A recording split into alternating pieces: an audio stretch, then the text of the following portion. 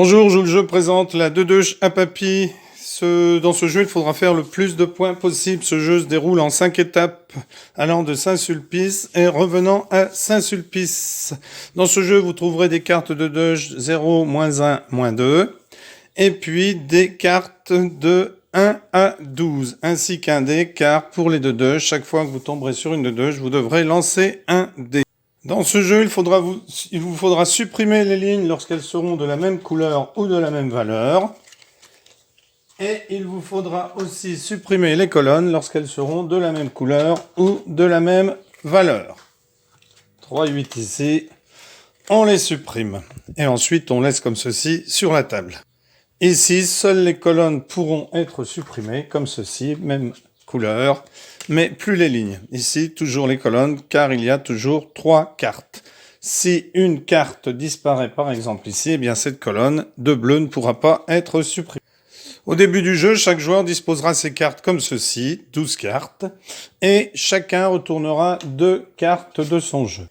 Ici, 2 couleurs identiques, eh bien, le joueur sera obligé de supprimer ces 2 cartes, qu'il mettra à côté de la pioche, avec ici la défausse, et ici les cartes retirées du jeu. Ici, comme il a enlevé 2 cartes, il faudra qu'il fasse descendre ces cartes, comme ceci. Si au début du jeu, le joueur retourne une 2-2,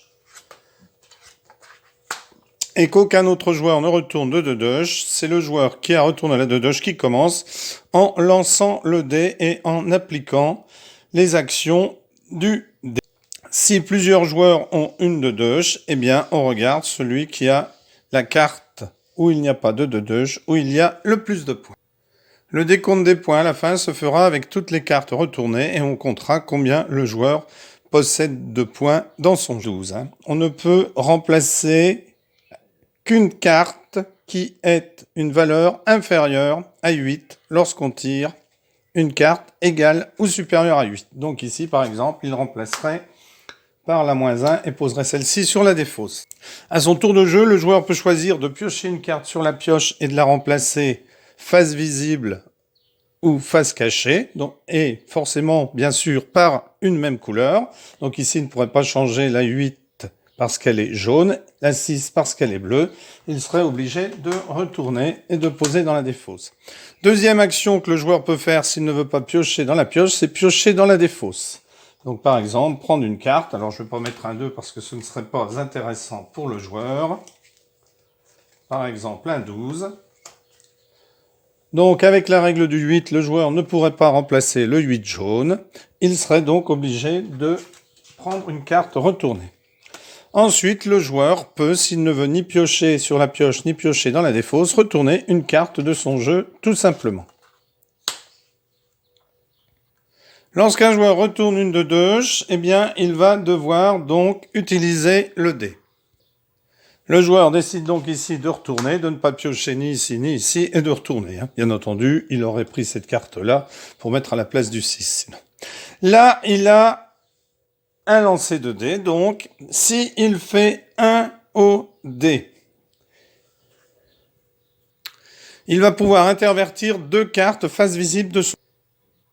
Si le joueur fait un 2, alors imaginons que ce soit un autre joueur qui ait fait un 2, eh bien ce joueur-là va pouvoir prendre une carte dans la défausse et la mettre dans le jeu de l'adversaire qu'il choisit. Donc il pourrait très bien la mettre ici et cette carte sera mise dans la défausse. Si le joueur fait un 3 avec le dé, il va devoir enlever une carte de son jeu avec un effet d'attraction. C'est-à-dire qu'il ne peut enlever aucune carte du haut, car aucune carte ne serait descendue. Par contre, il pourrait très bien enlever cette carte-là, ce qui ferait descendre les 2 autres. Il pourrait très bien enlever celle-ci, qu'il mettrait dans les cartes retirées du jeu, et descendrait la 2 chevaux. Ici, la carte ici. Un 4, si le joueur fait un 4, eh bien, il va pouvoir bloquer la carte d'un adversaire. Imaginons qu'un joueur ait fait un 4 parce qu'il a tiré une 2 chevaux. Il va pouvoir, en mettant un pion, alors ici je vais mettre un dé parce que je n'ai pas de pion, il pourrait très bien mettre ce pion sur la carte ici, et ce joueur-là ne pourrait jamais bouger cette carte d'ici la fin du jeu. Si un joueur fait un 5 avec le dé, eh bien, il pourra prendre une carte à un autre joueur, la plus forte, et lui donner une plus faible. Donc, par exemple, ce joueur-là donnerait un 2 à un joueur, un autre joueur, et récupérerait, par exemple, un 10 chez cet autre joueur. Et enfin, le 6. Alors, le 6, vous savez que c'est un joker, souvent au dé, donc on pourrait lui donner deux options. Une option où on change de place avec un autre joueur, donc on garde son jeu, si on n'a pas beaucoup de points, eh bien on change avec un joueur qui a beaucoup de points, ou alors rejouer une action, soit relancer le dé, soit piocher une carte sur la pioche, ou sur la défausse, ou retourner une carte. Alors imaginons là que ce soit à ce joueur-là de jouer, il va décider de prendre une carte dans la pioche, et dans la pioche, oui, et de remplacer cette carte. Bon là, en l'occurrence, c'est mal joué parce qu'il n'a que 2 au lieu de 4, mais bon, peu importe. Il a une seule carte, il va donc dire 2 deuch. Les autres vont jouer leur tour, et lorsque ça va arriver à ce joueur, il va être obligé de prendre la carte ici sur la pioche et la mettre à la place de cette carte qu'il va placer dans la défausse. On compte ensuite les points. 8 et 2, 10 et 10, 20, 30, 8 et 8, 16, 46, 47, 51, 57, 69. Si le joueur qui a mis fin à la partie a plus de points que tous les autres, eh bien il marque ses points. 69 points.